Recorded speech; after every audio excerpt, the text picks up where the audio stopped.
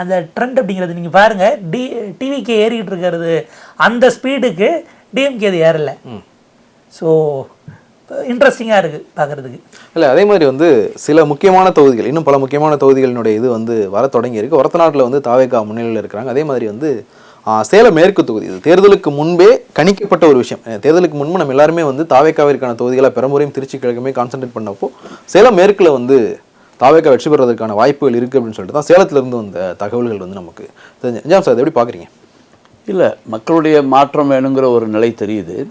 But வந்து இது இன்னும் ஃபுல் ரவுண்ட்ஸ் வந்தால் தான் நமக்கு ஒரு முடிவுக்கு வரும். ஆனால் இப்போ வந்து வேகம் வந்து 55-47 என்ற நிலையில் இருக்கும் பொழுது நல்லா யோசிக்க தோணுது, ரொம்ப யோசிக்க தோணுது. என்ன நடக்க போகுது தமிழ்நாடு? ஒரு காங்கிரீட்டான ஒரு ஆட்சி அமையுமா, அல்லது ஆள்புடி அரசியலிலே மக்களுக்கு பாதிப்பு ஏற்படுமா, அதையும் பார்க்கணும். ஏன்னா ஒரு தெளிவான ஒரு அரசியல் இல்லைன்னு சொன்னால் ஆட்சியை நடத்தி செல்வது குதிரை பேரத்துக்கு ஒப்பாகிடும். அப்போது அது பிரச்சனையை உண்டாக்கும். எப்படிலாம் ஒரு சுதந்திரமாக ஒரு ஆட்சியை நடத்த முடியாத சூழ்நிலை ஏற்படும். அதை நோக்கி செல்கிறதா தமிழ்நாடு?